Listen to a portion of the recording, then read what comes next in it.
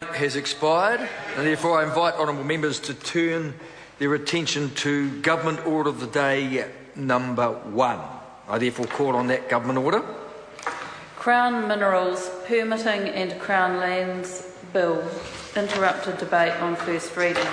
Honourable members, when the bill was first being debated here in the chamber, the Honourable Member Moana Mackie was speaking, addressing the House, and she has 5 minutes and 30 seconds remaining to speak if she so wishes to seek the call. Mr. She does. Speaker.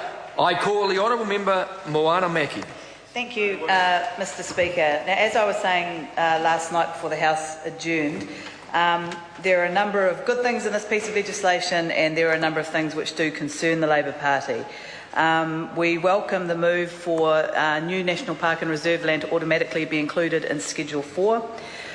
We think that the new two-tier arrangement of allocating permits might make things a lot clearer and might draw a greater distinction between those projects which are going to have a far bigger environmental impact and those that will have a lesser, providing more robust for the former and a slightly simpler for the latter. We'll tease that out at Select Committee. That certainly seems reasonable. We think the pre-vetting of applicants first up, so that those organisations or those companies that we may not want to come into New Zealand, because realistically, even if they put a lot of money into resource consents, into consents under this legislation, they're not going to get through. I think it's good to signal up front that's not likely to happen. Again, in Select Committee, we'll have a look at the details of that, but I take on board the assurances from the Minister that that doesn't replace the other processes in the piece of legislation. Now, the areas where we have concern are around the sharing of responsibility for decision-making of concessions on conservation land. This is something that we flagged right back when the government first announced it. And let's be honest, it was a knee-jerk reaction to the Schedule 4 mining issue where the government had to back down. And so as a kind of countermeasure, they said, well, now for concessions for mining on dockland, it's going to be half shared by the Minister of Energy and half shared by the Minister of Conservation, whereas previously the Minister of Conservation had sole responsibility for that. And there's always been a contention in Crown Mineral law that mining is treated separately from every other economic activity. I mean, tourism creates jobs in New Zealand as well, and tourism has to get concessions on Department of Conservation land. But they go through a process under the Conservation Act that involves the public, that involves notification. And mining has never had to go through that process because they go through the Crown Minerals Act. That's always been a point of contention. That's why the Minister of Conservation, when it came to the issue of Bathurst, which members have been talking about, said, well, the government is going to publicly notify these concessions for mining. Now, I notice in this legislation they haven't gone that far. What they've said is that now the Minister of Energy and the Minister of Conservation will have a shared responsibility for deciding whether or not these concessions for mining go to public notification. That's not what was promised, and I take on board what my colleague Damien O'Connor said, which is if the government wants to take heat out of some of these projects, then don't make promises and then not keep them. Then don't shut people out of a process. And that's a genuinely serious comment, because that's been a lot of what's happened around the Denniston issue, has been the promise that was made and then not kept. So that's our concern in terms of that sharing of responsibility. And what I have been pleased about is the Minister has indicated that he is prepared to try and work with the opposition to find a way through.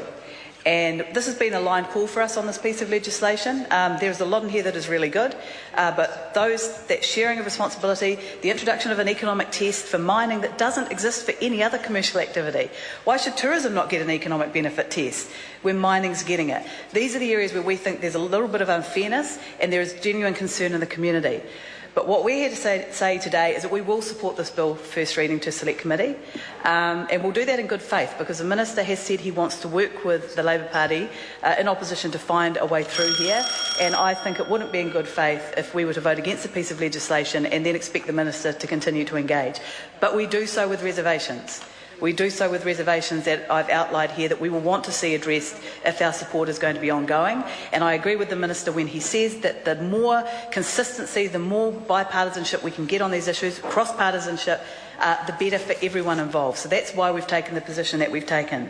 And I just want to caution the Minister, actually. I watched his performance in the general debate today. He is giving himself enormous powers under this legislation. He is having half the say for concessions, whether or not they go ahead on dockland and whether or not they're notified. And when I see him doing his merry dance in the House today about how all this mining should go ahead and about how, Labor and the Greens are Luddites for questioning anything, That's why actually now the Minister of Conservation is the only one who has responsibility, because I don't think that's appropriate, frankly, for a Minister of Energy to stand up in this House and basically predetermine, effectively, the decision-making powers that he is giving to himself in this piece of legislation. He needs to be very careful. I know it's a general debate. We all have a little bit of fun.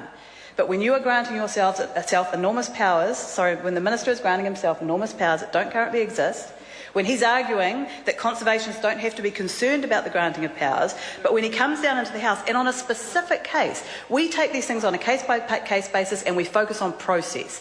That is what is appropriate. To come into this House when you are going to have decision-making powers on dock land and basically dance up a storm and say, well, you know, this should go ahead, you're a Luddite if it doesn't, I think the Minister seriously needs to reconsider whether or not that was appropriate behaviour given the powers that he is granting himself in this bill. We will support this bill to Select Committee with reservations. We look forward to working with Jonathan Young and the Commerce Select Committee to find if we can get a way through where we're all comfortable so we can have a more cross-party approach to some of this legislation.